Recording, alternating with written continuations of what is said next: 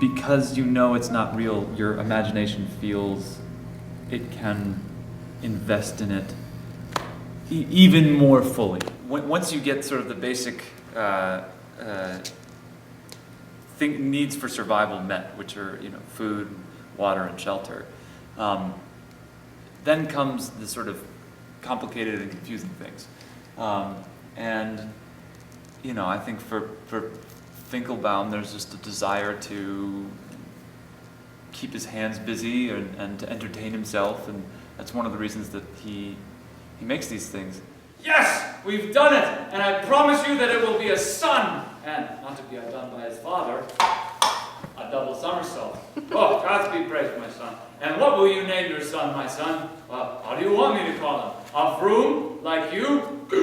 A vroom like me? And in his happiness, the future grandfather executes a triple somersault. A vroom like you, says Samuel, and hop. He misses the triple somersault and lands on his chin. Oh. How you doing? How you doing? How you doing? Ah! Oh no! Oh God! Oh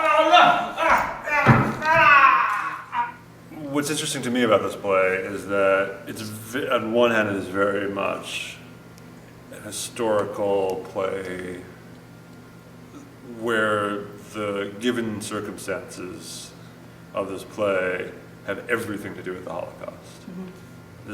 This man is in this room right now, and everything he's dealing with is directly from the Holocaust. And on the other hand, it's also a play about unbearable grief and how you try to heal from that. There are a lot of different ways that the puppets can go in the show. And I know that I think for productions before, they often went in a sort of traditional puppetry way that obviously Finkelbaum before the war was like traditional puppeteer. There's a whole European school of puppetry. Like we probably have a good idea of what those puppets may have looked like. But we started thinking that he's been in this room since like the end of the war. We figured he came here pretty much with nothing. Mm-hmm.